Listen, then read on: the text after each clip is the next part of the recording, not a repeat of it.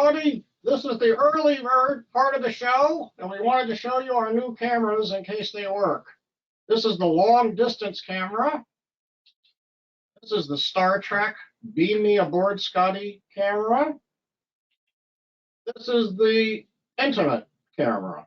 So we're going to have a 1-hour show here today, and I'm Ed Sullivan, and I'm going to tell you that estate tax and creditor protection planning go hand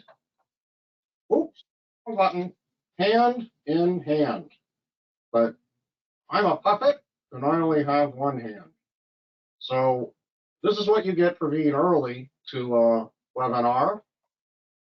We'll start very soon. Let me warn you that this webinar does not qualify for continuing education credit, and the presenter is not very good. Oh, well, thank you very much. Well, you got to be honest, Alan. Your days are numbered here. Your viewership is way down, and nobody's sending you expensive toys anymore, except on Hanukkah. Okay, so can we get started yet? Yeah, I said everything I'm going to say. So go ahead and start the broadcast, and let's see what happens. I certainly hope that this week is better than last week. And good night, everybody. My name is Alan Gassman, and I am here today to talk to you about asset protection in the estate plan. All too many times, people come to us and they've had their estate planned very well. It's addressed who's going to get what when people die. It's addressed avoidance of federal estate tax, but it has not addressed creditor protection planning. So I want to talk today about how we handle creditor protection planning. If you are a repeat viewer, then you have my sympathy if you don't have anything better to do today. But a lot of people ask me, how do your charts work? And our charts, as you see right here, are all on Excel. And I have a touch-tone screen here, so I can go ahead and expand or see what I want to see. And then Lauren, our at-home chart meister, actually works about 25 hours a week in our law firm doing nothing but charts. So when clients come in, we want to have a chart that shows every entity, and we want to show every asset. We want to show values. We're going to check the public records to the extent we can. We're going to look at tax returns and legal documents, and coincidentally, they may match. So that answers one question we commonly get. It is now the top of the hour, so let me go ahead and share my screen with you. I won't share many things, but I will share my screen. And now you have our PowerPoint deck. Please notice that at noon Eastern Standard Time, I will be joined by 3 very important friends, Dugan Cooley and his team, including J.A. Marina and Lee Davis. And we're going to talk about 2 things. One is what you need to know about community foundations. And secondly, their social justice fund, which demonstrates what one very motivated and very notable client has decided to do on his own money, but with the help of a community foundation. So I think that's going to be very interesting. I'm going to learn something for sure. That starts in 58 minutes for those of you who are still awake. As you know, this presentation does not qualify for continuing education credits, mainly because it's not good enough. And in 3 to 5 hours, whether you want it or not, you'll receive an email which will allow you to click on and read, and see this presentation. If you would like a written transcript of the presentation, just let us know. Send us an email with the RE line says transcript, and we will have the artificial intelligence program make a transcript. It will have a lot of funny errors, but you'll still be able to understand. If you want to ask a question, I'm sorry, we just don't have time for questions today. Just kidding. Click on the question panel, type in your question, and we may actually answer your question either while I'm here or when I'm gone. And I mean later on, not after I'm dead. Okay, next week, you can register for Mathematics of Estate Tax Planning. It's just as good as this presentation, hopefully better. And then we're going to be talking on June 11th about tools and strategies to avoid, well, actually, that's not right. We just did that. Oh, part 2 of tools and strategies to avoid estate planning tragedies. So I'm not sure what we're doing next week. Brittany, you'll have to tell me so I can tell everybody.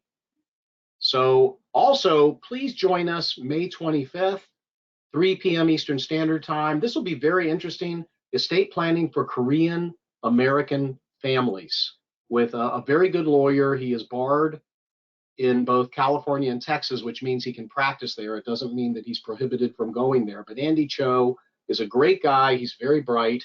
And this will be a series of webinars that Marty Shinkman and I are providing for the National Association of Estate Planning Councils on diversity. So it'll be very interesting to see what we need to know about Korean American families and what they need to know about estate planning. Okay, enough shameless self-promotion here. Let's go straight to the matter at hand, and that is creditor protection planning. So once a year or so, I like to go to the internet and I like to Google for large jury verdicts.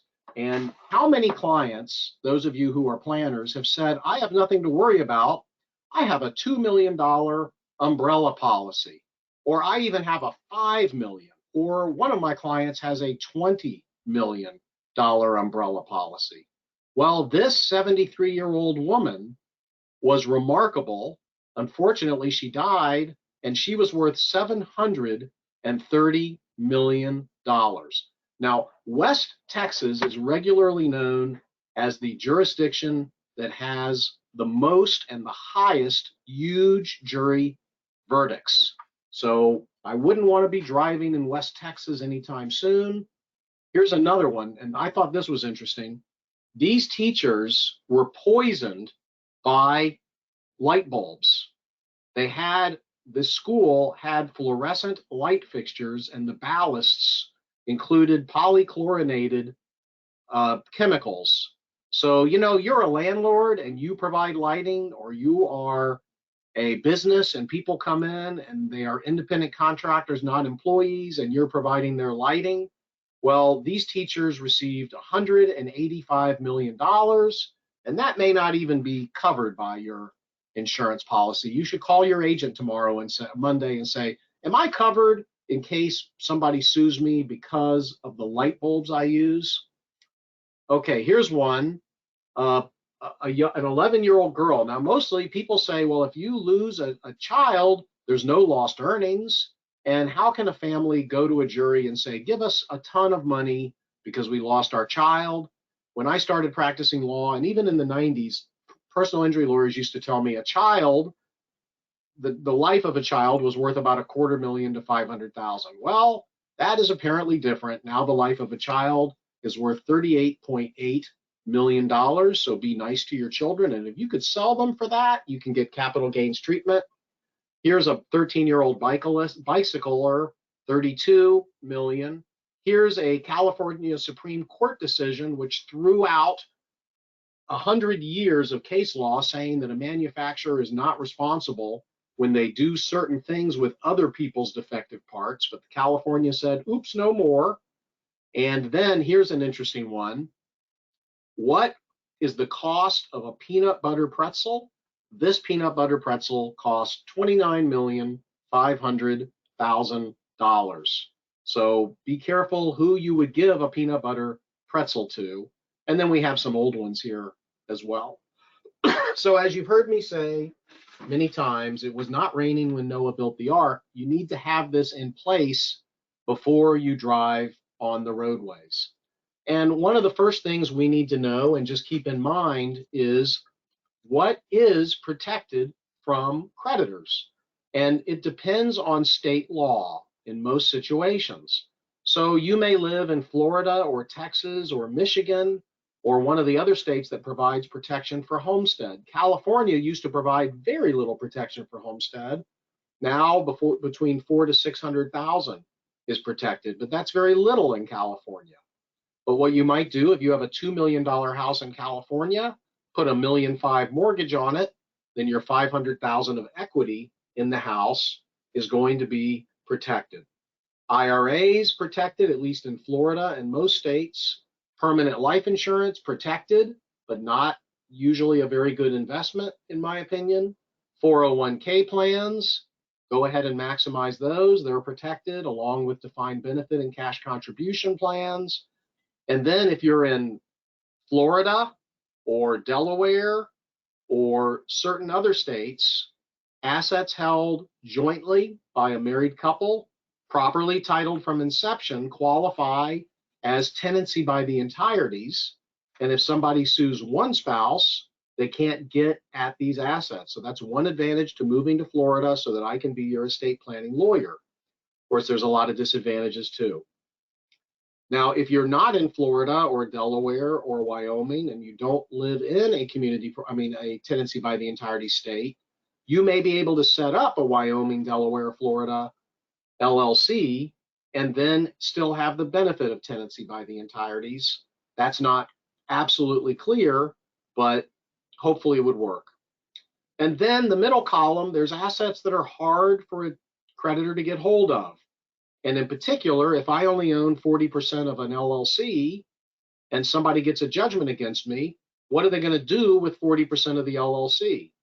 Now, if I am in Colorado or California, and it's a Colorado or California LLC, then the creditor can take my 40% ownership and do anything that I could do with it. But if I'm in Florida, Delaware, Wyoming, or most of the states in the United States, the only remedy that the creditor can get is what's called a charging order. So the creditor goes to court, says, I have a judgment against Alan for $1 billion. He owns 40% of this LLC. I want you to order the LLC to pay me if the LLC ever makes a distribution to Alan. And I want you to order the LLC not to allow Alan to use its assets. And I want you to order the LLC not to sign any guarantees for Alan. So I'm choked off. I can't get any benefit from the LLC. If I die, my family also is subject to that charging order, but the creditor can't reach in either. And most plaintiff lawyers, when they look at that situation, they say, I don't want that. I don't want to get a judgment and have my client call me every third Thursday asking me what's going on with the charging order. Let's get this thing settled. But not always. So it's important to look at your state law and determine what your state law exemptions are, understanding that there are going to be nuances in the state law. You can read the statute, you can read all the cases, and then you still have to talk to a good bankruptcy lawyer.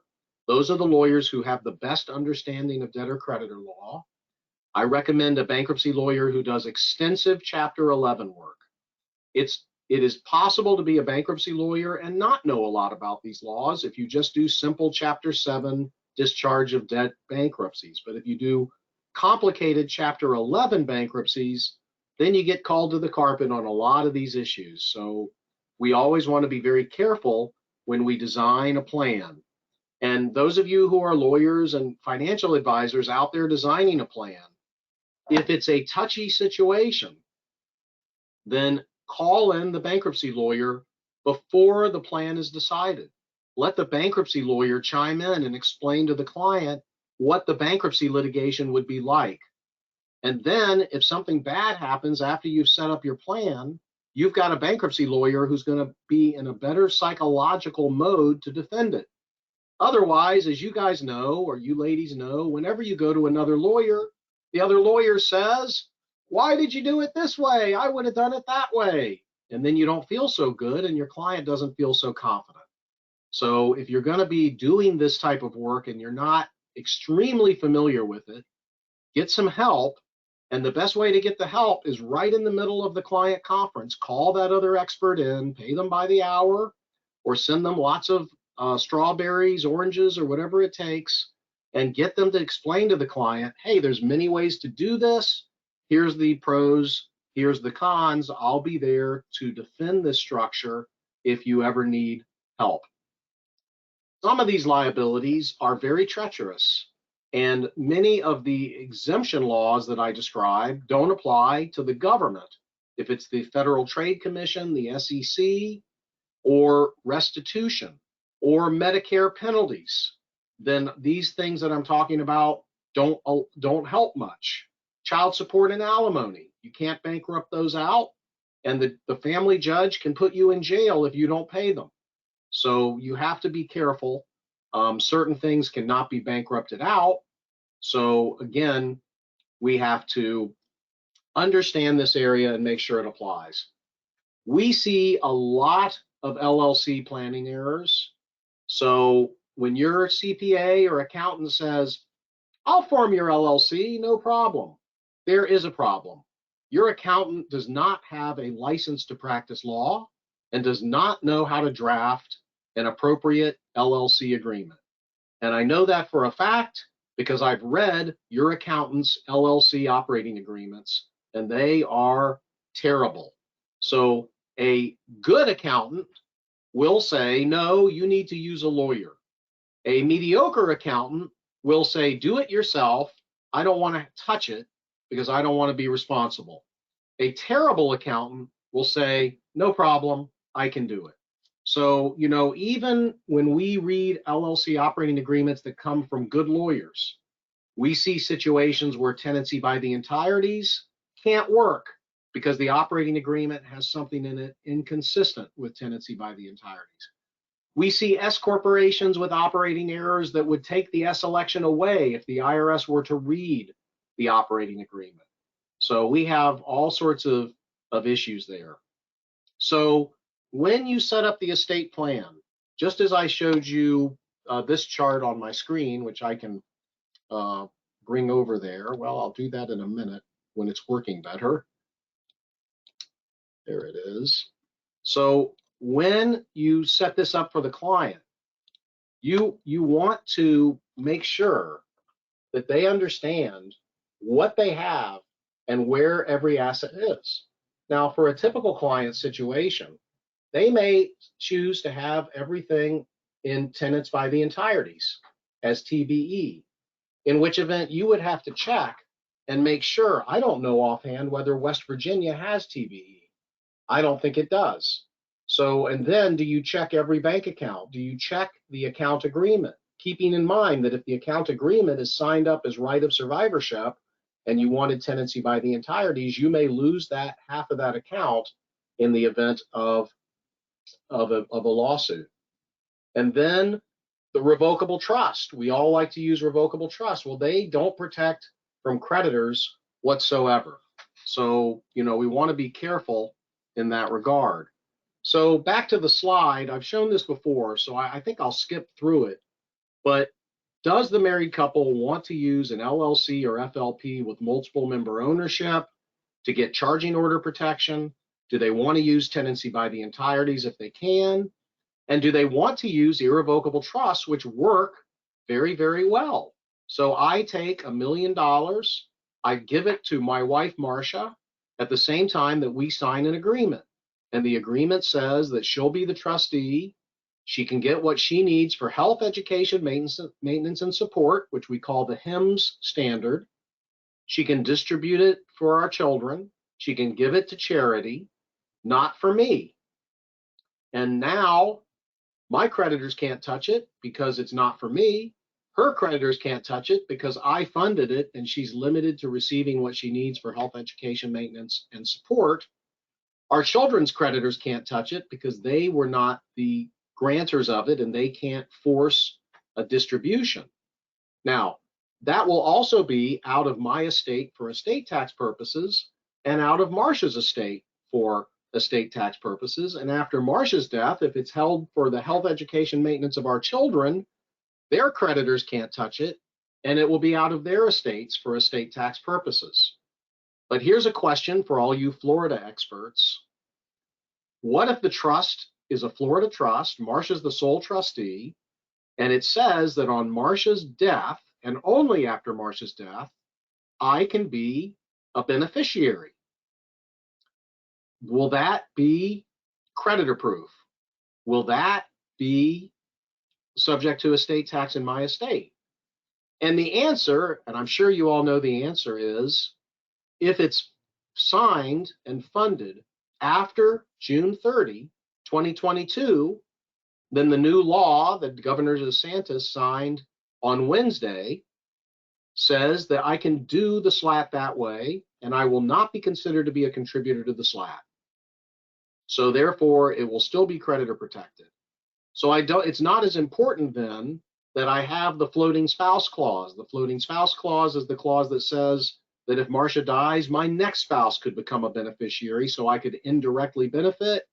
Marcia doesn't like that floating spouse idea. For one thing, she saw her picture in a swimsuit and just didn't think she should be a beneficiary of our trust. So we're going to not have a floating spouse provision. I'll set up the trust after June 30, and then I can be a beneficiary after, in the highly unlikely event that my spouse would predecease me.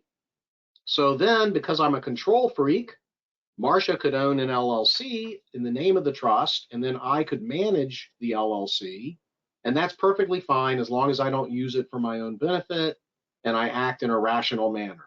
So you have to find a spouse who's the grantor who will act in a rational manner. Good luck finding people, especially clients, who will act in a rational manner, but sometimes they will. Well, would I want everything held as tenants by the entireties in an LLC? No, because someone may sue both of us, or one of us may die, and then the other may get sued. So what am I going to do? I'm going to set up an LLC, in this case, Flintstone Holding LLC, and Barney Rubble's going to help us set this up and put the assets in it, and we'll give 20% to an irrevocable trust for our descendants in charity. And if our descendants don't behave, it's going to charity. And then instead of putting all of it in TBE, Wilma is concerned. If Wilma dies first, will all of this end up going to Fred's next wife? So Wilma would like 40% in her revocable trust. So if she dies first, 40% is locked up, and then another 40% is TBE, and then they'll get a big umbrella liability insurance policy if they can have liability insurance in the Stone Age. So that's just an idea. And then here's a letter we wrote to a client explaining these choices. And it was interesting, the clients' names actually were Fred and Wilma Flintstone. Actually not, but it sounded good, didn't it? All right. Here is another idea. And in this idea, in this situation, you have a client, and the client wants a living trust for estate planning purposes, and the homestead's protected from creditors. What about everything else? Well, I like to set up an irrevocable trust for those children and grandchildren and future children, future spouse, because this client is single. If anyone here would like to meet him, just let me know. Anyway, I'm going to put his primary unprotected assets under a Nevis LLC. Why Nevis? Well, because I can charge for more for Nevis, and Nevis is more protected than Wyoming, because if he gets in a lawsuit and we liquidate his assets and transfer his assets offshore, or maybe even we leave his assets in the United States under the Nevis LLC, under the Nevis law, he would have to go to Nevis, which is south of Puerto Rico, the island of Nevis and St. Kitts. It's actually two islands, but one country. And then deposit $100,000 in the court registry of Nevis in order to try to penetrate the LLC, which nobody's ever done. So then we have the Nevis LLC owned 96.5% by a Nevada trust.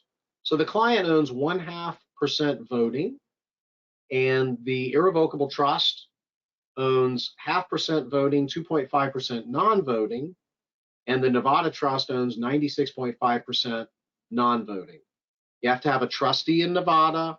You give the trustee in Nevada a $10,000 check, which they use to open a Nevada account. So there is a live Nevada asset.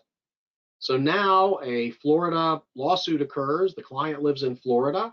The plaintiff lawyer says, your Nevada's trust's not going to work because the full faith and credit clause of the U.S. Constitution. I'm going to go to a Florida court, have them invalidate the Nevada trust, even though no court in Florida has ever done that. Then I'm going to take that to Nevada. I'm going to explain to Nevada that under the full faith and credit clause, the Nevada trust is garbage and doesn't help anything.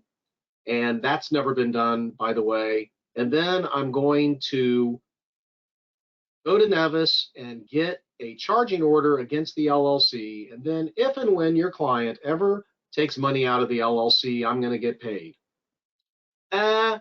Maybe I'll just settle this case and not go through all those situations. So a really good bankruptcy lawyer can tell you all sorts of things that are wrong with this plan and why it may not work.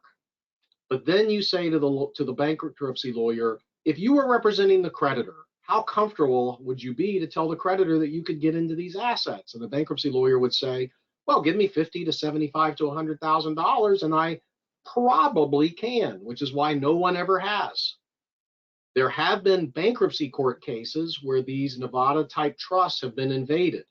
In these bankruptcy court cases, the bankruptcy judge says, hey, you live in Montana. The creditor's in Montana. The Alaska Trust owns a Montana property directly. This won't fly, and you did it at the last minute, and you lied to the creditor about doing it. So there's about 4 or 5 of those cases, and then there's one offshore case, the resin case, and I'm gonna explain the resin case to you towards the end here. And then after the presentation by the Pinellas Community Foundation, I'm going to play a video by Dennis Kleinfeld, who represented Mr. Resnick. And the bankruptcy court in South Florida said, hey, you know, this Belize trust is not protected, but the Belize trustee bought annuity contracts in the Caymans, and the Cayman Island annuity contracts are protected. So after years of litigation, the Federal Trade Commission and the consumers who they were representing sadly got nothing. But it was an interesting situation. And one thing that's interesting is Mr. Resnick set the trust up well before he had the business that caused these problems. So it was somewhat old and cold. So if you have assets in a company and you want to protect the assets in the company, and your CPA who set up the LLC for you says you can't move these assets out of the company, you'll trigger tax. Well, you can set up a new parent company to own the old company. The old company continues its name, tax ID number, and business. It becomes what's called a qualified subchapter S subsidiary, called a Q sub, especially if it's a sandwich shop. Then it's a double Q sub with cheese, but not for my kosher friends. So now you can move the assets out of this company into the brother-sister companies. And that's tax-free. There's no income tax on that. So then when the company gets sued, the other assets are not in there. So that's called a new parent corporation, or a new parent. And many times we get clients who can come in and we're told they couldn't do that. And that's kind of sad because they could do that. So here is another single individual, and just how you might show them how they could own a real estate limited partnership, 99% by a Nevis asset protection trust. Now, a court in Florida is not going to be able to tell a Nevis court what to do. And if a Florida judge says that Nevis trust is all wet, it's an alter ego, it shouldn't apply at all, the Nevis court is going to yawn and say, this means nothing unless you get the same judgment in Nevis. Okay, how do I do that? Well, first you put $100,000 into the court registry, which is going to pay for the defense costs of the trust if you lose. Secondly, good luck finding a lawyer. There's only 65 of them in Nevis, and none of them are able to take things on a contingency basis. If you hire a lawyer that comes to Nevis, they have to swear to the court that they're not getting paid on a contingency basis. And then la, which is why nobody has ever actually challenged a Nevis trust. And the Cook Islands has a similar law. They don't have the court registry requirement yet, but they may. So, but what if you have S corporation stock that you're trying to protect? Well, S corporation stock can't be placed in an offshore asset protection trust, but it could be placed in a Nevada asset protection trust. But Alan, you just told me that a Nevada asset protection trust may not stand up. So here's an idea for your Nevada asset protection trust. Make the alternate trustee a Nevis trust company. And when the client gets sued, go ahead and buy the S corporation stock for other valuable assets, or sell it, or turn it into a C corp, and then have the Nevada trustee resign. The Nevis trustee signs on. That's automatic. Nobody's committed a transfer to avoid creditors. That would have taken place when the Nevada trust was set up. Now Nevis law applies, and the Nevis 2-year look-back statute looks back to when the Nevada trust was established. So I'm touting Nevis in Nevada, but you can use many, many jurisdictions. The Cook Islands can be very good. I like the Isle of Man because it doesn't have a reputation of being a creditor protection jurisdiction, and it's a real live country. South Dakota law is generally equivalent and possibly in some ways better than Nevada law. Alaska law is still fine and a very nice place to visit. So another thing that we don't see enough of, and that is master leasing. So I'm a landlord with my $1 million in equity in my building.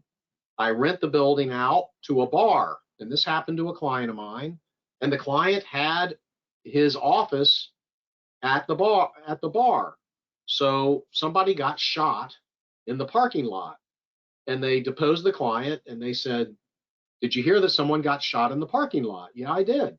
"Did you know the bar had a violent crowd?" "No, I didn't." "Did you ever go to the bar?" "No, I got my rent payments from the bar and never went to the bar."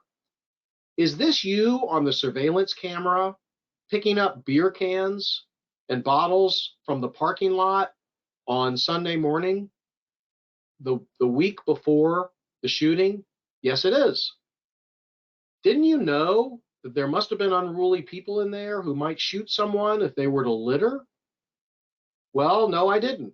Well, maybe a jury will think you did. So his carrier paid $2 million for a shooting, which had nothing to do with him or his company.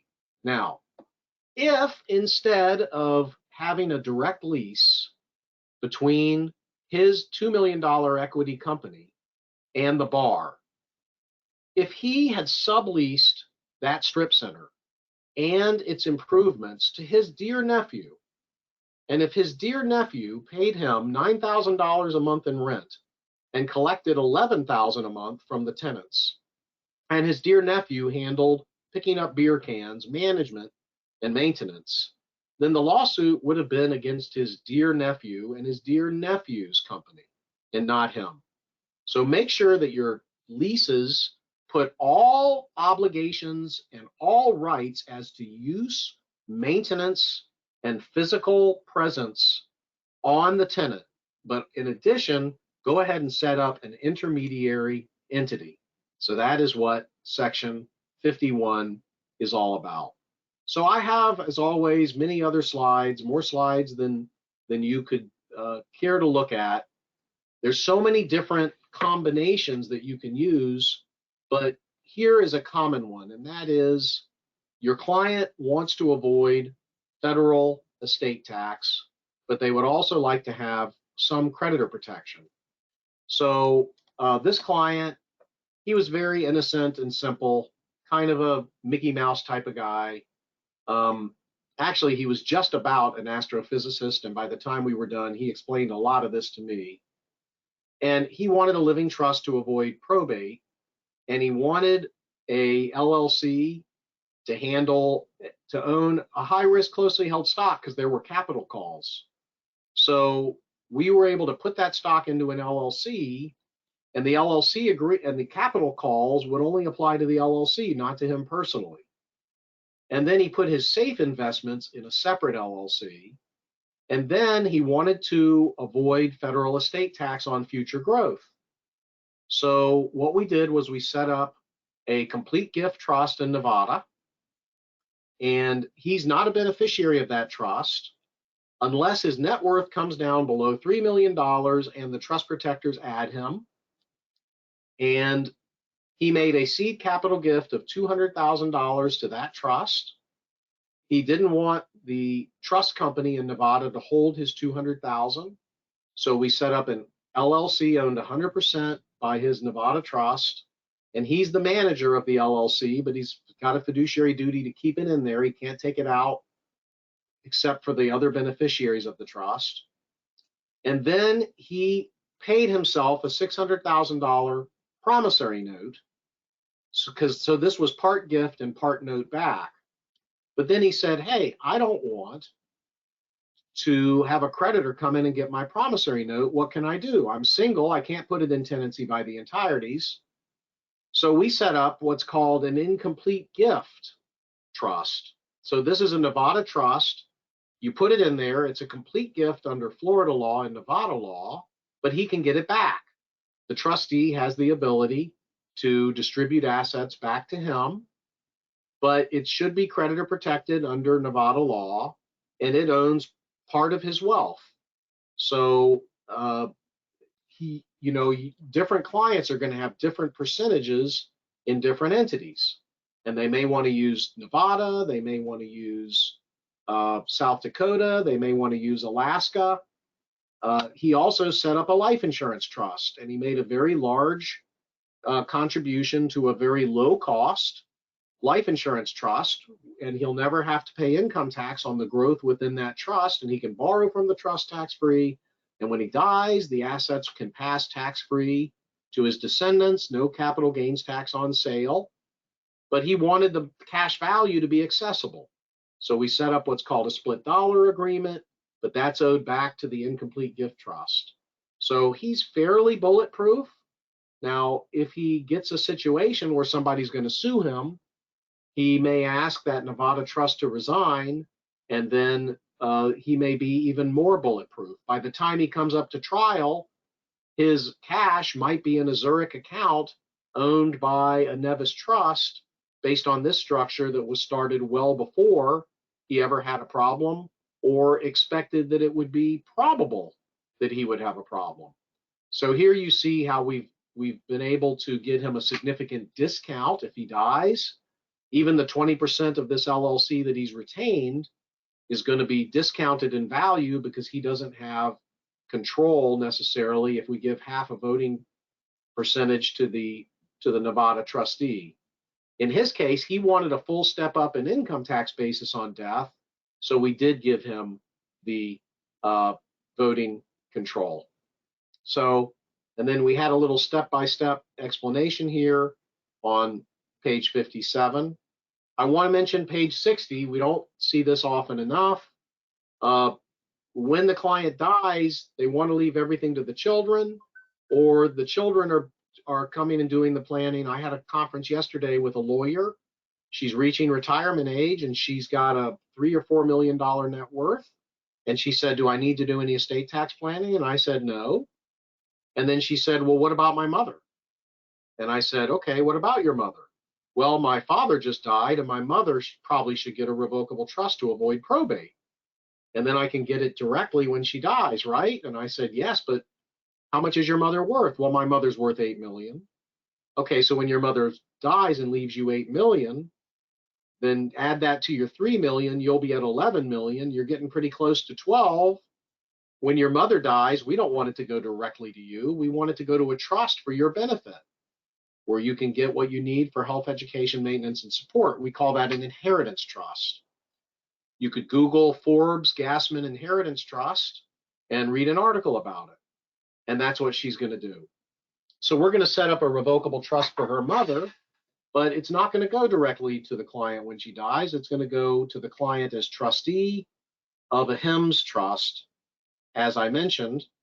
And then we're going to do something else. We're going to put a safety latch in that trust, which says that this 84-year-old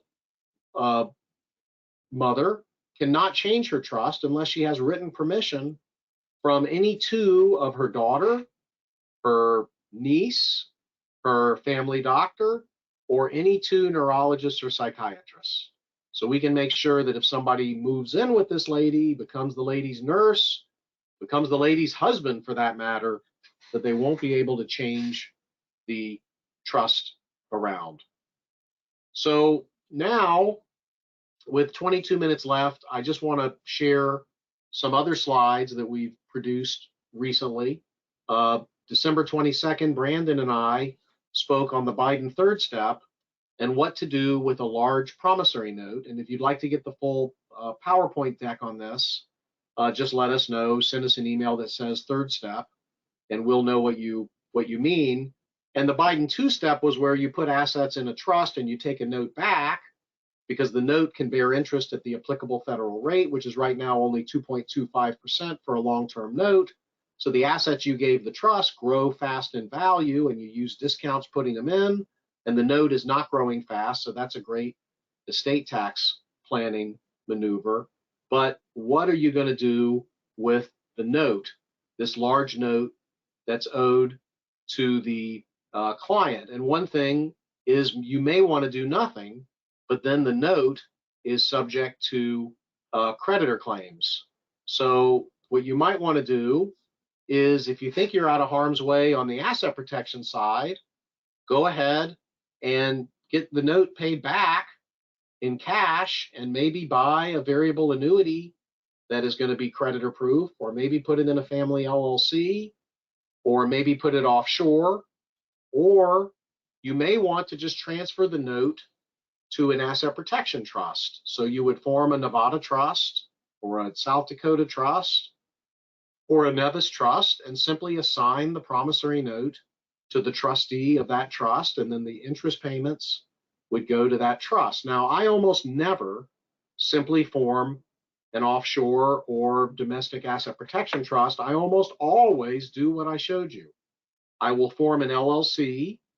It'll typically be in Florida, Wyoming, or Delaware, where there's good charging order protection. Delaware and Wyoming offer good confidentiality protection. And then that LLC will own the note. And then the LLC may be owned 95% by the asset protection trust and 5% by the irrevocable trust that's truly irrevocable, because it can't benefit the client. So that asset protection trust then would own 95% of the LLC. The LLC would receive the payments. The LLC could be managed by the client as a fiduciary.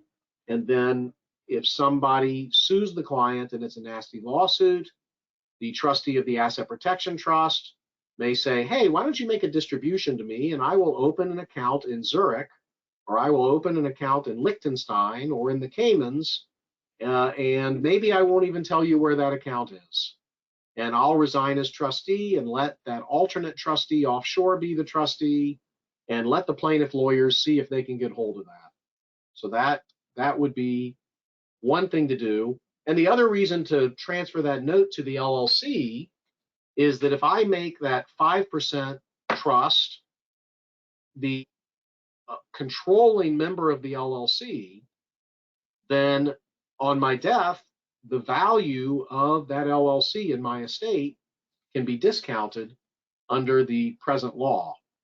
Or I might even sell a 99% ownership interest in that LLC to another trust, to what we affectionately call double discounting, which can be risky, but if there's a good business reason for it, it may hold up in the tax realm.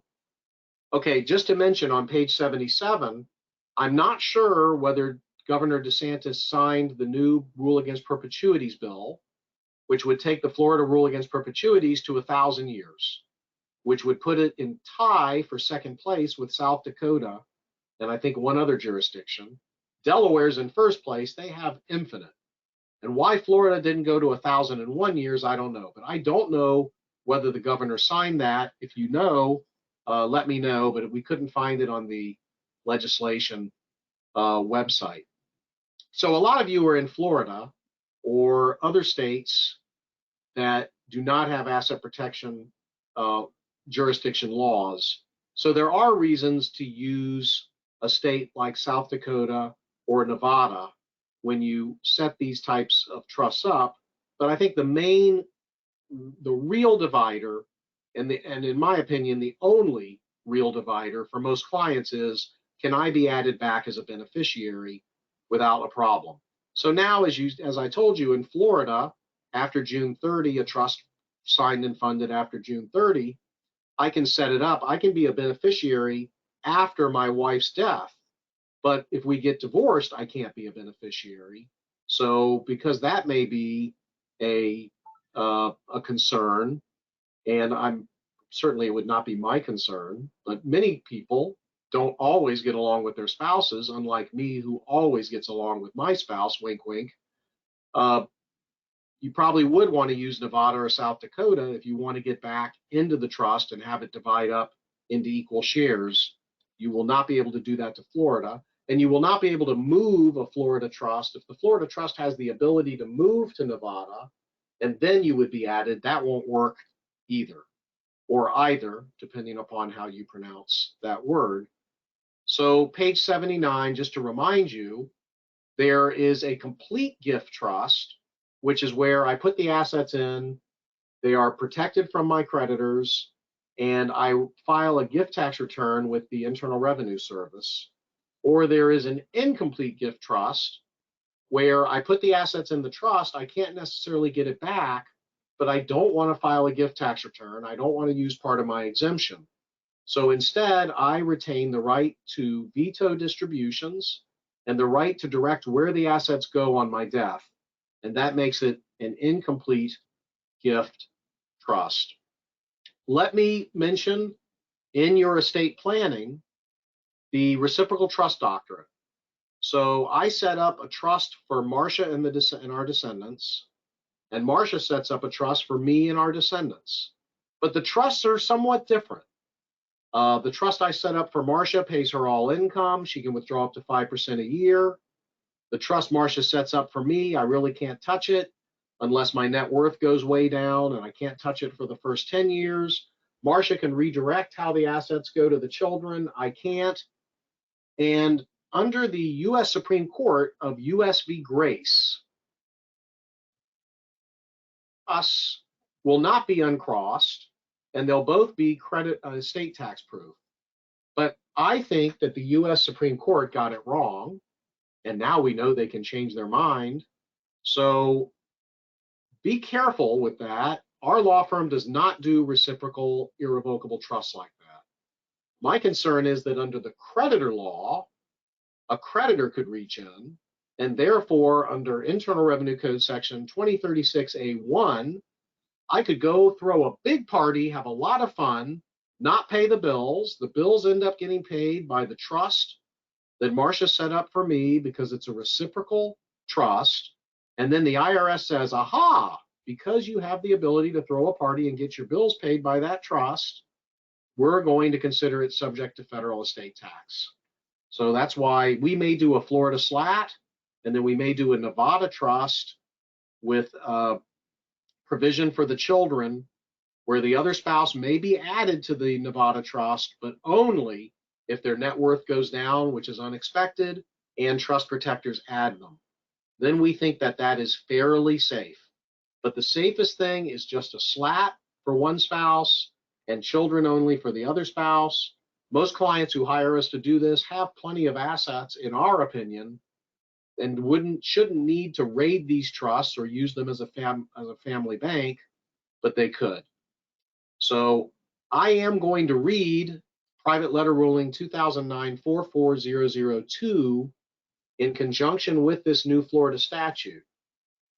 This Private Letter Ruling 2009-44002 said that somebody who sets up a creditor protection trust in Alaska will not be subject to estate tax when they die, even though they're a discretionary beneficiary. And I just want to make sure that there's no chinks in the armor. On Monday, I'm going to call one of the very brightest creditor protection bankruptcy lawyers who knows a lot about trust law, and see if he thinks there's any chinks in the armor created by this new Florida statute. And I hope to know before June 30 whether I'll be trying to use this new Florida statute. I think that the chances are that there are no chinks in the armor, but we will find out. Now, what are some other things you could do with a promissory note? And one of them is convert it into an annuity. So there was a Florida case, In re Marte, M-A-R-T-E. It was back in the 1990s. And in this case, Mr. Marty transferred a couple $100,000 worth of assets to an irrevocable trust for his daughter, and the trust required his daughter as trustee to pay him, I think, $10,000 a month for a number of months, and it coined itself to be an annuity, and by definition it was an annuity. So then Mr. Marty had creditor problems later. He filed bankruptcy, and the creditors said, we want what's in the trust, and the bankruptcy court said, no, this is an annuity. It's protected under Florida Statute 222. So then we have the Resson case, and I'm sorry I said Renson a few times, also known as the Pink Hippo case, where Mr. Resson was attacked brutally by the FTC for allegedly ripping off a lot of consumers. And again, the court said that when the Belize trustee bought Cayman Islands annuity contracts that benefited Mr. Resson, it was not Mr. Resson who did this. In fact, it was over his objection. He apparently said, don't buy these annuities, I don't want them. And the trustee said, well, I'm the trustee, I'm going to do it anyway. The trustee was a reputable Belize trust company. And the court said, number one, the annuities that you bought in Cayman named Mr. Resson as a beneficiary, so those are protected under Florida Statute 222. And number two, it was not a fraudulent transfer that can be set aside, because under the Florida Fraudulent Transfer Statute, it's the debtor who has to make the transfer, and Mr. Resson actually objected to the transfer. He didn't make the transfer. So I think that those annuities are still on the Cayman Islands. I don't know where the litigation went next, but Dennis Kleinfeld, the video that I'm going to show you after the noon presentation, goes into more detail on this. Now, you may also be able to put that note into a zeroed out charitable lead annuity trust. It used to be that you could put the note into an LLC and then transfer 99% ownership in the LLC to a CLAT, and the IRS would give you a ruling. And now the IRS will not give you a ruling on that. So you have to be a little bit of a risk taker to use that strategy nowadays. All right, so I've got 9 minutes here. I gave a presentation in December for, I think it was a Utah conference, and they asked me to show them 10 examples of asset protection plans that have worked. And I'm pretty lucky, after practicing this long, that the vast majority of my asset protection plans have never been tested. Or the bank gets the financial statement that says, well, 3/4 of this is in an Alaska trust and has been there for the last 14 years. And the bank says, well, you didn't tell us it was in that Alaska trust. Well, I gave you financial statements. It says right here, Alaska trust. And the bank says, well, you didn't tell us that it was an Alaska trust we can't reach into. And the client said, yeah, but what did you expect? It said Alaska trust. Why else would I have an Alaska trust? So in situations like that, matters tend to get settled. I'm not telling you to mislead a bank. That would be illegal, and I don't want to go to jail with you. But if the financial statement does clearly disclose with asterisks, this is in an Alaska trust for my family, then the banks typically say, okay, I get it, I understand. I can reach your other assets.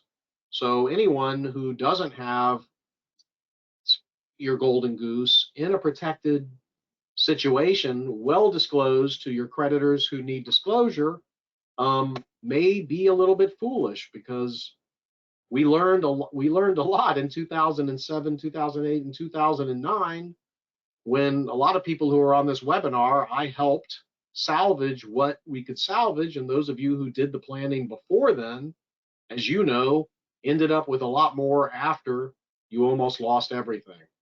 So, you know, that brings us to page 108, and section 108 is the insolvency section of the Internal Revenue Code. So that can be the Internal Revenue Code of the day, section of the day. But let's remember what Howard Zariski said. For those of you, most of you on this are tax lawyers and CPAs. Don't make your client's problem your problem. So when clients come and they have these problems and they want to do these aggressive things, but it don't really make sense, that you don't have to be the one to help them. But you should make sure that someone helps them and that they know all their choices. But you should not help anyone mislead anybody. That it's okay to be confidential. It's okay to do things without disclosing them, but it is not okay to mislead anybody. And if you're in Connecticut, California, or one of those states where it is actually illegal to take steps to avoid creditors, you may want that client to move to another jurisdiction before you seriously address any of those types of transfers. Because in Connecticut and California, lawyers can lose their license if they help somebody to avoid a creditor. So in 2005, I prepared an estate plan and set up a family limited partnership for this married couple. And one member of the couple was a physician. And since from 2005 until about 2013 or 2014, he took all his earnings and put them in the limited partnership every month. So he would put the earnings in the TBE account and then move from there to the limited partnership. So he got a judgment against him, and he continued to do that. And then he sold his medical practice for a couple million, and it was in his name only. And he put it into the TBE account, and then that went into the limited partnership, just as I had told him to always do that in 2005. So the creditor sued and said, hey, you sold that medical practice. You didn't tell us you were selling the medical practice, and then you went and put it in the family partnership. And the doctor said, yes, I did. And they said, well, we want it back out. That was a transfer for the purpose of avoiding creditors. And the doctor said, no, it was not a transfer for the purpose of avoiding creditors. It was a transfer for the purpose of doing what I've been doing since 2005 when my estate planning lawyer told me to do it. And it's the only way I know to do it. It's the only bank account I have. It's the only savings vehicle I have. It went all the way to a full trial. And the judge said, I don't like this guy. This guy told a couple of untruths, but, you know, Gassman testified, and Gassman showed us these letters that in 2005, that's what the doctor was advised to do. I can't conclude that the reason for these transfers was to avoid the creditors. So the creditors were out of luck, and the client was able to either negotiate a great settlement or bankrupt the creditors out. Honestly, I don't remember which he did, but I wouldn't always bank on getting that type of a judgment, but it was a interesting judgment to get. If you are in California, Texas, or one of the other community property states, then think about transmuting out of community property, because community property in most states that have it is accessible to both creditors. So here, if the husband is the neurosurgeon, the wife is the soccer coach, and the husband gets sued for malpractice, you're going to lose all the assets in this trust. On the other hand, if you set up a joint exempt step-up trust, the husband may own 5%, the wife may own 95%. And now, if the husband dies, you still get a full new fair market value income tax basis, just like you would with community property. But if the husband gets sued, you only lose 5%, and it's only 5% of a Nevada LLC, which means the husband is only going to get a charging order against 5%, and you could make it 1%. So I had a pretty interesting call Friday with a very smart lawyer who was saying, Alan, you did a great article on Florida community property trusts, but is it really worth doing? Because am I exposing the clients to creditors? And I said, yes, I wrote the article. Since I did the article, I haven't done a single Florida community property trust, and I've done 10 just trusts. So always interesting. So the final minute here, what I think we should do so that you can enjoy, oh, I want to mention the Campbell case. This had nothing to do with the soup company, but in the Campbell case, Mr. Campbell funded an irrevocable trust well before he had problems, and then he had problems. The IRS tried to get into the trust, and the tax court judge used to work in a big law firm that did asset protection trusts. And the IRS tax court memorandum that she wrote says these trusts work.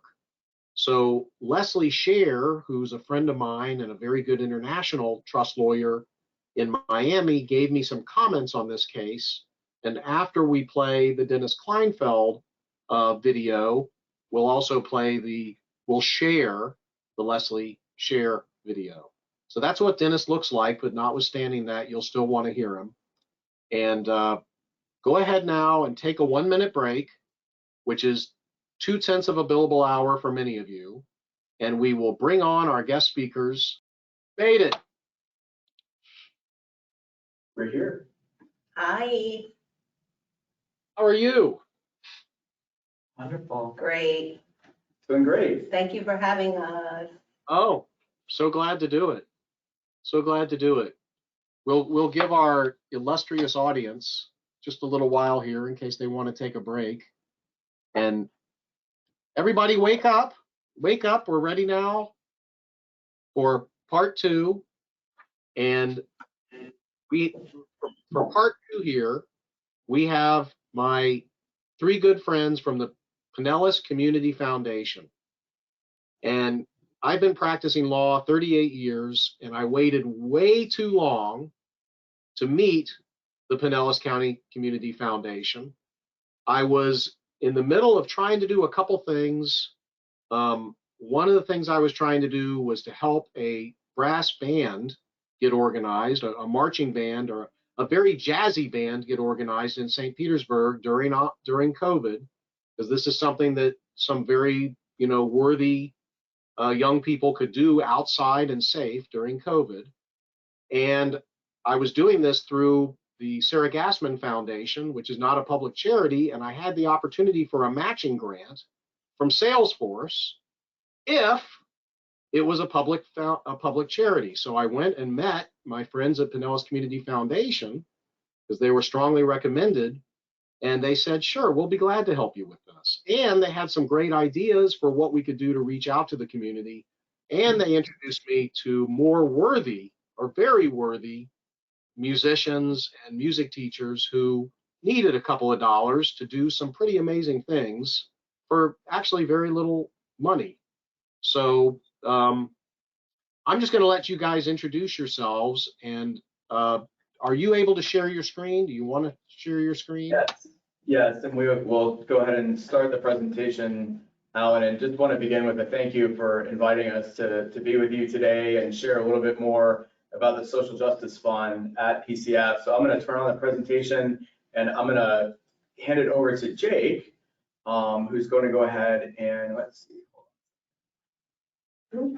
Okay, but first, taking you completely off guard, can you can one of you spend 3 to 4 minutes and tell us what in the heck is a community foundation, and what is in it for me? Sure. Sure. So very briefly, we'll do that. And so community foundations, we have them all over the country. They are geographically based community foundations, and they are meant to be community endowments, a place that people can give money that will grow over time and continue to support the community through a community endowment. You can support charities of your choice. We're very fortunate that we have many donors in the community over time who have left money to our foundation without any strings attached to it. So we can help the most needed causes at any time in our community through competitive grant programs. And so there's many things, and Alan, you talked a little bit about the opportunity to open specific funds. So we do that for donors as well. And we have everything from a membership program where you can contribute $25 a year if you'd like to $10,000 if starting your own fund isn't something you want to do, and we match those donations and make great grants to the community through our membership program. So there's lots of facets to community foundations. It is a hub for philanthropy, good work, community resource to many nonprofits as well. You name it, it probably happens at a community foundation. So I want to give a couple of examples because I think it's really important. First of all, Marcia and I opened a small account with your community foundation. We put, I don't know, $9,000 in there. And when we decide that something locally should happen for somebody who's worthy, not a relative or a friend of ours, but we may read in the paper about somebody who has a terrible situation, some people who need some food, we can call you guys and you can find a way to use that $9,000 in a way that we suggest that's completely charitable. I met with clients Thursday. She has $2 million in her IRA and a son. And I said, when you die, that $2 million IRA is going 70% to the IRS and 30% to your son. If you make the IRA payable to your son, with the alternate beneficiary being the Pinellas Community Foundation, then when you die, your son will have 9 months to go meet the Pinellas Community Foundation and decide whether he would like to disclaim some or all of that to the Pinellas Community Foundation. And I'm pretty sure that my friends there at the Pinellas Community Foundation would put that $2 million into an account and rely heavily on your son for advice on how it could be spent. Yes. You can't do that with a private foundation because you can't disclaim into something that you control. So I just wanted to give those examples because, and then the other nice thing is now this family can go have lunch with very nice people and get better ideas on how to spend the money, what programs are needed, and what governmental agencies may support. I mean, maybe I'll put in 10,000 and the government will put in 30. And maybe I can make a program that will be sustainable forever if I just start the first year. So sorry to butt in there, but I just wanted to make those points because I think they're important. So go ahead and give us a little bit of background. This fund that you're going to introduce, tell us a little bit about the person who's behind it, because I think it's really important that there's a guy who thought that this should happen. And yes, you're able to make it happen, and he's able to remain anonymous, and I like that too. So I'll shut up now, I promise. That's all right. Thank you, Alan. And yes, to sort of kick off with that, the fund was started by a wonderful donor who wanted to make sure that this fund was made available. We'll go through, and Jake's going to start with a wonderful story for us too. But wanted to make sure that this type of fund was available to support wonderful organizations in the community, and doing that in a different way. He had a very different way of thinking about philanthropy, and so the fund has grown from this first initial donor that started the fund and made sure that staff was available for the fund as well. So we'll walk through a little bit of a presentation. I want to share some good stories this morning. I think everybody wants to feel good about the work that is done. And so I think we can illustrate that through story and other things. So Jake, if you want to begin with a story for us, I'll put up our presentation and we'll start. Sure. Okay. Good morning. I'm Jake Morton. I'm the advisor for the Pinellas County Foundation Social Justice Fund. And I'm going to start with a story about one of the organizations that the Social Justice Fund supports, which is Nomad Studio and Art Bus, whose mission is Art for All and has offered over 35,000 mobile art engagements throughout Tampa Bay. Nearly 100% of the youth that they reach have experienced adverse childhood experiences or trauma, including children in foster care and in low income and low resource communities, as well as at area juvenile detention centers, collectively known as the JDC. In the JDC, not having addressed their trauma is the main reason most of the youth are in the system. Nomad art therapist Kinsey Rodriguez and artist and executive director Carrie Boucher are often the first individuals that they engage with, these youth engage with that try to address their trauma. The youth experience so many siloed systems that don't communicate with each other that once they leave the system, there's often no follow-up.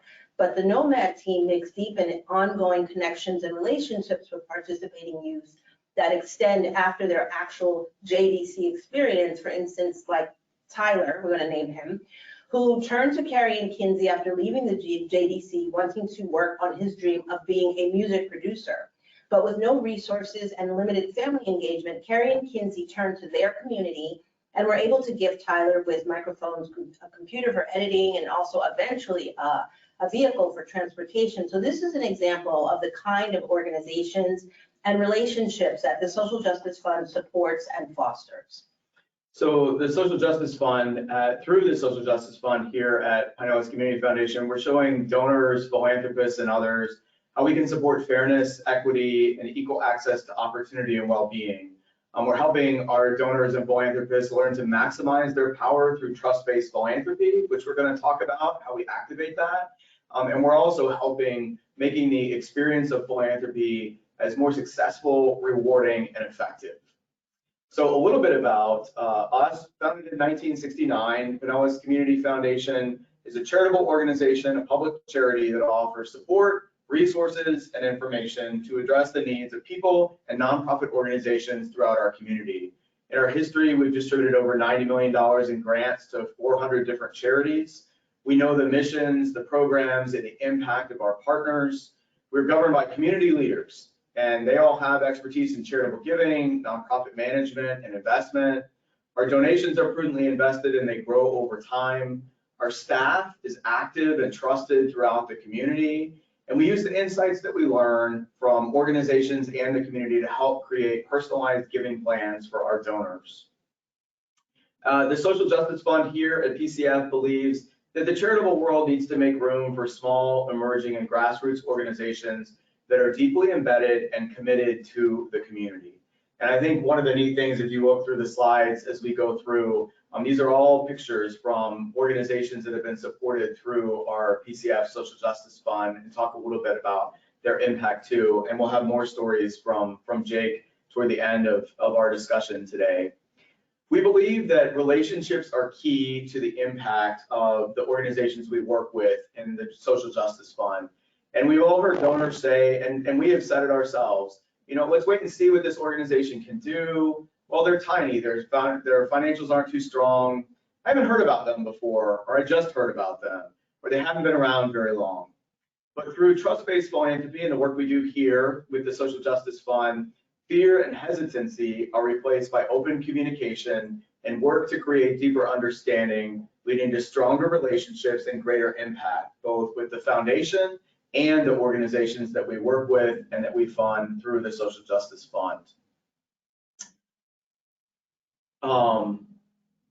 I think this is, we're going to have Lee Davis, our Director of Donor and Advisor Relations, talk a little bit about the beginnings and a little bit more about the Social Justice Fund and trust-based philanthropy.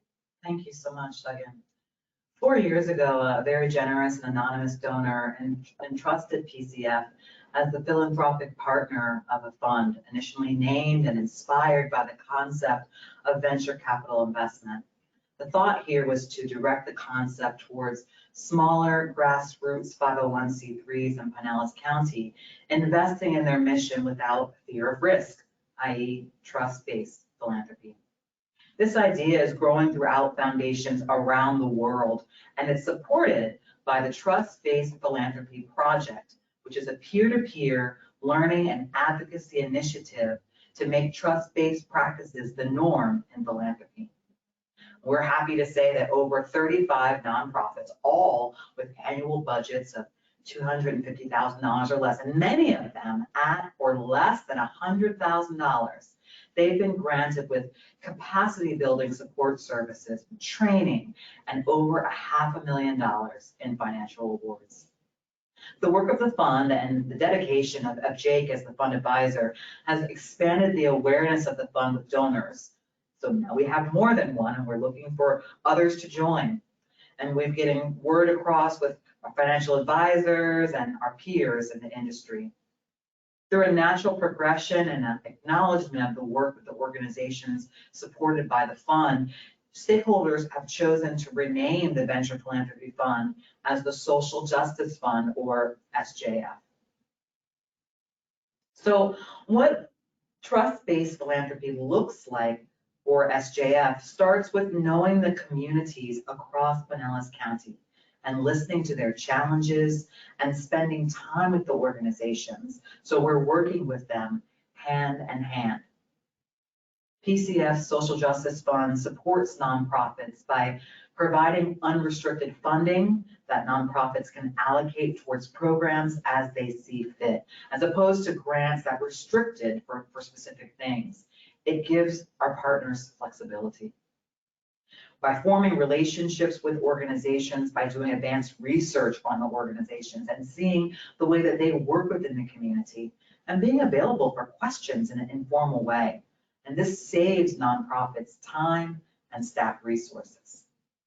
By simplifying paperwork to short-circuit traditional application processes, by focusing on the critical information and aligning formatting so they're just not as onerous. I mean, let's be honest, no one likes paperwork. And by creating lines of communication that are rooted in transparency and responsiveness. Open and honest communication deepens relationships through vulnerability and mutual accountability. Being responsive shows the nonprofits that they matter. Asking for feedback and input, providing space for organizations to honestly express their needs and opinions. We aren't perfect, we know that, and feedback makes us better. The grantees and communities that they work in provide valuable perspectives that can inform a funder's strategy and approach, and it makes our work more successful in the long run. And by offering more than funding to help organizations build their capacity, non-monetary support helps leadership, helps capacity, and it builds organizational health. And some examples of this are marketing and communications, program design, board development, and financial accountability. So trust-based philanthropy not only supports the community, it strengthens PCF as an organization. We have a better understanding of the needs of our community and the nonprofits that are serving them. We're helping other PCF donors with their awareness and their support of nonprofits in Pinellas County. And we use the information that we've learned to improve other grant programs at the foundation. And perhaps most critical, we are building more rewarding relationships throughout the county. So I'm going to turn it back over to Jake to share some more stories about the organizations in the Social Justice Fund. Okay, so one of our organizations is Cloud9 Outdoors, which has provided access to the outdoors for youth from Pinellas community since 2017. The organization empowers and inspires youth, cultivates leadership, confidence, and builds resilience through powerful outdoor activities, including fishing, hunting, archery, swimming, camping, kayaking, and sustainable energy. It's sustainable ecology training.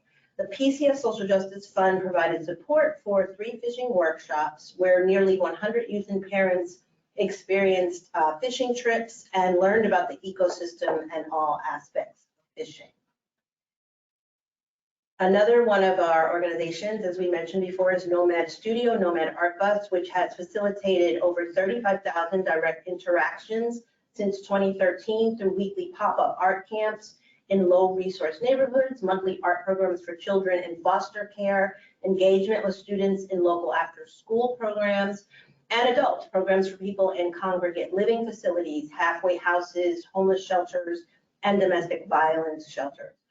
The Social Justice Fund supported Nomad Art Bus Children's Home Project, providing 500 to 600 children with monthly pop-up art engagements and art bus painting at local children's homes. The ADI Foundation STEM program. ADI Foundation was founded by Douglas Jamerson Elementary School Teacher of the Year and Sunshine Ambassador Raphael Robinson. And it was established to expose children from racially and economically diverse neighborhoods to the world of STEM education, and targets children who traditionally have less exposure to supplemental curriculum STEM activities, And the Social Justice Fund has supported, offered operational support both to their STEM Saturdays program and their Super Sprockets year-long program.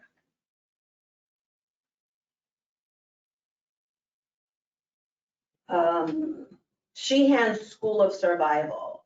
The Youth on Track program teaches students throughout Pinellas County the art of jiu-jitsu and karate to inspire and encourage the youth to develop discipline in their minds, bodies, and souls, using martial arts to combat the increase of youth diabetes, obesity, violence, bullying, gang activities, criminal behavior, suicide, drug use.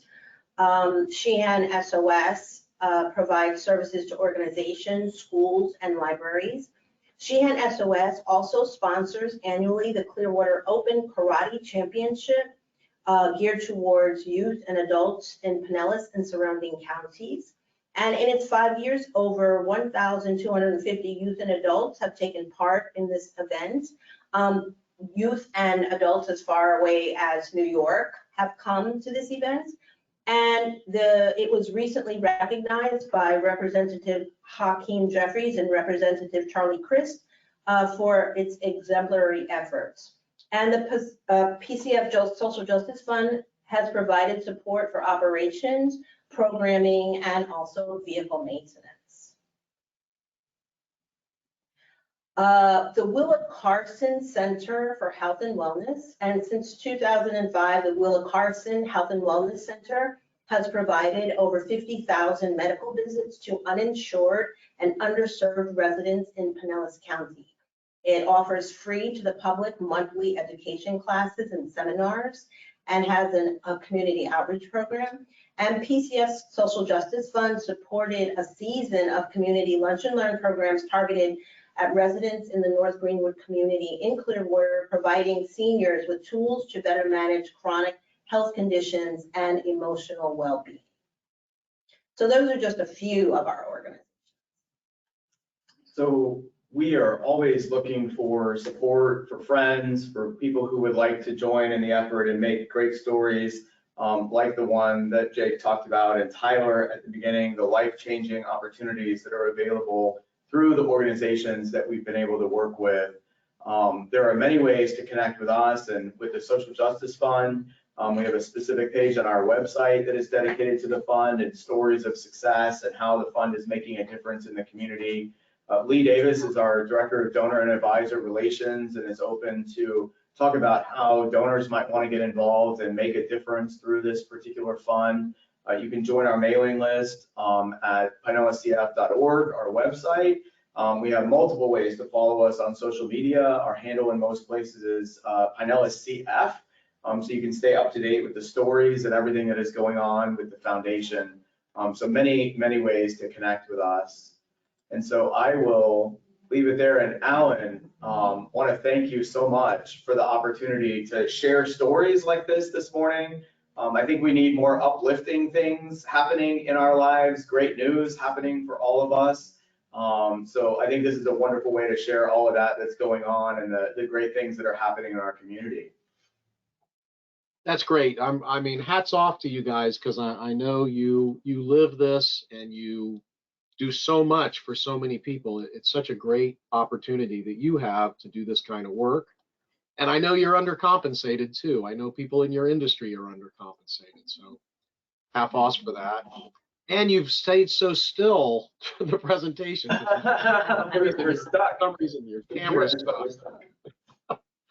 Or you're better ventriloquist than I am, that's for sure. There you are. There we are. Okay, so I have a few questions here from the audience. The first one is how are you different than just contributing to the United Way? So I think there are multiple things about it, and I think the biggest deal in this fund is the non-monetary support that happens.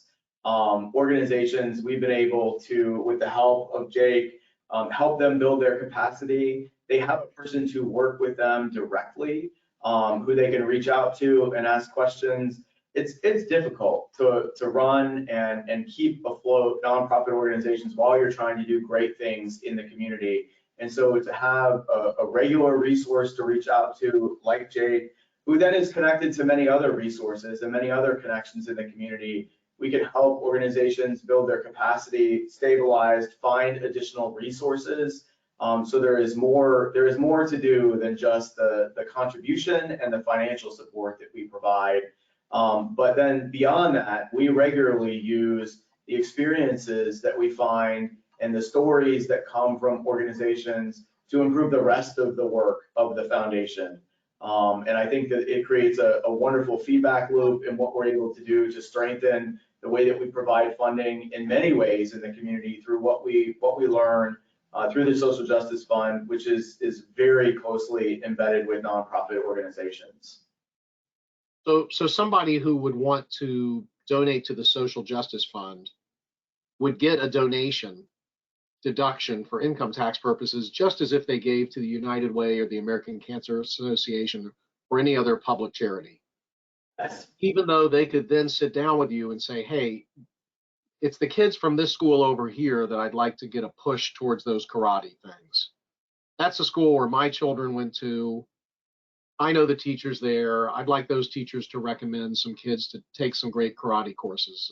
So I don't think the United Way, I think the United Way just divvies the money up among recognized charities without much direct interaction opportunity for the donor, if I'm not incorrect. And they're learning too. They're learning from new ways of deploying philanthropy too with United Way. But yes, the experience here can be deeply personal for the donor, and that relationship, and as much as it is for the organizations that are benefiting from the work of the Social Justice Fund. Right. Okay. And then if somebody wants to make something significant happen anywhere or in Pinellas County, does it have to be through the Social Justice Fund, or they could just set up their own fund? Donors can set up their own fund through PCF. And this is an example of a fund that a donor assisted in establishing that's grown beyond just that donor. They had the vision and the idea of what to do through the Social Justice Fund. It has created great impact inside the foundation and in the community. But donors can set up their own funds and establish their own funds to expand whatever type of philanthropy they'd like to see make happen. And we work closely with donors to provide a very personal experience for them in doing that. So are very clear about what they expect and what they want to happen. And we do our very best to make that a reality. Yeah. Can you just tell me one more story about some kid? Tell me a story about a kid. Oh. So with the Nomad, our bus, I've been to some of the JDC programming. So we have to be careful about, showing pictures. You really can't do that with JDC kids. But I was there for a couple of sessions listening to some of the young women. They will do programming with women and young men in the same art project session. And it was kind of amazing to hear some of these young ladies and young men talk about what happens at the mods, as they're called. They, I guess, without talking too much about what happens in the juvenile justice system, sometimes they just don't have a lot of outside activity for a variety of reasons. You have to be screened to go in. There's a lot of processing to get in there, but they really need volunteers to go in and bring outside activities because they don't have the money in the system to supply. A lot of the kids, they don't allow them a lot of things in their mods. They're not allowed to have pencils. They're not allowed to have paper. They're not, they have some books, they have a library they can go to, but they actually, it's a point system. So depending on your behavior, that's what you can get. So the Social Justice Fund supports the Nomad going into the JDC programs and listening to the kids talk about how this is their only thing. This is what they look forward to during the course of the time that they're in the program. Just listening to them as they're looking at the different art, the art projects, learning about different artists, that we bring in books for them. They get to do art and then Kinsey and Carrie are really working with them about, some personal stuff that they go through that they really don't have anybody else to talk to. So to me, the art, having an art therapist in a program like this is so important. So I think that those are the kinds of experiences that really touch me and make me realize that we need to be supporting more of our nonprofits that aren't like the United Way, that aren't these giant projects that everybody's heard of, but that actually that work in the community in a sort of a more intimate way. Beautiful. Anything else that comes to mind in a similar vein? I think just to expand on the Tyler story that Jake talked about earlier, the ability of organizations that are connected through this fund, they know the community and the young people and adults that they work with intimately and get to have incredible relationships with them. These are often, especially for young people that are dealing with a lifetime already of trauma, having someone that can connect with them. But I think the most amazing part of it is they take that, the organizations take that very special experience with young people and what they know they need, and then bring that to the larger community. And they raise those stories up to people who can help make a difference. And lots of people in small ways can make a huge difference in the life of young people. And I think about the story about Tyler and the ability through social media to say, hey, this is what's going on, and this is a young person who wants to make their life better, and this is what they need. And being able to sort of assemble all of that and additional friends and supporters, that's the type of change that happens, and it changes the community while it changes the person. And it's incredible to see that happen. That's beautiful. That's great. Okay, well, we'll be posting this up to YouTube. We'll be sending your contact information to our attendees. I want to personally thank you for your dedication and for working on Saturday. And I'm sure you work on a lot of Saturdays. And you're very photogenic as well. So you probably should consider a career in motion pictures or something like that. Thank you very much, Alan. Okay, so now we're going to play Dennis Kleinfeld. And thanks everybody for listening in this week. We always so much appreciate all your questions, comments, suggestions, and criticism. And here's my friend, the brilliant Professor Dennis Kleinfeld. The Renson case was interesting. Joe Renson, who was given permission to Ronnie Nyworth and I to talk about the case, otherwise we wouldn't be mentioning anything at all, unfortunately had some very poor litigation advice early on, and he wound up agreeing to a judgment with the Federal Trade Commission for actually a liability that the corporation was solely liable on. And I don't mean to go through all the complications of that, but I think it was just, I wasn't around at that time, but as I reviewed the materials, it struck me that there was a significant problem in his representation early on. Be that as it may, he had a $14 million judgment. Prior to that, some years prior to that, he had established the Cook Island Trust. And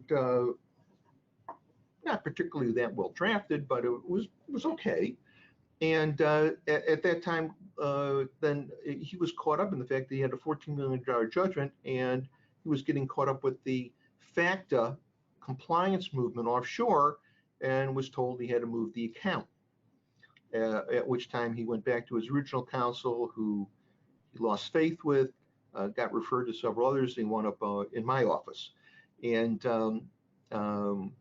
I looked at it and said, well, I think what we need to do is keep the trust in place, get a trustee, move it to a new jurisdiction, and come under the ambit of them with banks, not U.S., who will receive the funds from the Cook Island banks, and we can continue on. And he asked me what would be the safest thing he could do, because now he had a Cook Island Trust, but now he has a $14 million judgment, personal. then there've been appeals and appeals. So this is it was been litigated for a while before I ever met Mr. Renson. And I suggested to him that there's a front door and a back door. We normally think of this front door is you're going to have the judgment creditor then suing him and then trying to get a contempt order to force him to get the trust, much like you saw in the Anderson case or the Lawrence case, things like that. But then again, I said there was a back door, which is my point about having a foreign account, but with a court in U.S. dollars with a U.S. correspondence. So if they can't get it one way, they're going to go the other way. So I said we need to separate those. And my suggestion was that the trustee, now in Belize, would establish a limited liability company, which would then apply for an annuity policy from the Cayman Island Insurance Company. The assets then would be exchanged, so there'd be an exchange of money for the annuity policy. That's an exchange of value. So you had a third-party arm's length for value transaction. And now the assets that the limited liability company, which is owned by the trust, owns is an annuity policy. And the assets, I know from my previous experience from 20 years or 20 some years ago from the Swiss case, is that the assets are actually treated by the civil law courts as owned by the insurance company. So there was a small problem of about $350,000 or $400,000 that Renson had still in the United States, was transferred out as a second transfer. So we set up a separate annuity because that may very well be lost. And if the first one's lost, at least the very larger amount that would still be I think withstand attack. And in fact, that's what actually happened when this litigation came eventually down here in Miami. And one of the rare times I acceded to legal counsel, litigation counsel, that a bankruptcy was in order. And the battle was then fought in bankruptcy court. Now, I should mention that prior to that, my advice to Renson was that we're going to file for a declaratory judgment in Belize as to whether or not the trustee would have to comply with certain orders and other matters. And we actually filed in Belize, and we had the Federal Trade Commission served. So they were invited to come on down, and whatever they wanted to argue in Belize, it was an open court case, and they can come down and file whatever they wanted to file then. And they chose not to. And there was a declaratory rendered, which was actually which was favorable to the trustee. The trustee had filed for the declaratory as to what his obligations would be under certain conditions, and the trust and the court said these are what you would have to do and what you can't do under Belizean law. And that played into the procedures here in bankruptcy court in Florida, because the court then ruled that the annuity, which stemmed from funds that were held in the Cook Island Trust prior to the judgment, were exempt from creditors. And in any event, we were confident then that since the transfer, that even with the Federal Trade Commission then getting stuff, say the annuity couldn't, would they be able to get to the funds of the insurance company in any event? Well, they couldn't get it to by any action holding Renson in contempt of court, because there was still an ongoing proceeding in federal court in New York. So it's a complicated litigation court battle, but ultimately, as I foresaw, having a foreign trust, even if the annuity was not going to be upheld as exempt, even if it wasn't, the Federal Trade Commission was not going to get their money. Now, as regard Renson, by the way, to avoid having a fight with the IRS, so I don't leave off on this, since his trust was not going to qualify under 817 for having diversification enough, we then filed with the IRS that the foreign annuity was, for our purposes, a foreign trust and a grantor trust at that. So there was a flow through of the proceeds, of which, of course, then when he got his annuity payment, he picked up the income anyway. I didn't want to have a two-front war trying to get, trying to say that it's got tax deferral and asset protection. It's a grantor trust all the way through. It's a flow through, and I don't have a fight with the IRS over this. Let me go have a fight with the Federal Trade Commission. If the facts break right, a taxpayer can do very well. In that case, essentially, a taxpayer was flush with assets, created an offshore trust that was only about a third, if I recall, of their net worth. The IRS then came after them, and an appeals officer basically wouldn't accept the taxpayer's offer in compromise, trying to exclude the trust assets. The court in that case basically held, under those circumstances, there was no prearranged plan to avoid taxes. The tax liability had yet to be assessed. The taxpayer didn't have actual control over the trust. When they created it, it was arguably not a fraudulent transfer under those facts. That the IRS went too far in trying to force those assets to be part of an offer in compromise. As you know, that's almost always the exception rather than the rule, that practitioners have to be very concerned, and they've seen that with the IRS, with the SEC, and other cases, the FDA, that if you have the ultimate 500-pound gorilla coming after you, the US government or one of their agencies, you have to be very, very wary and really understand the client's situation if you're going to agree to set up one of these trusts for them.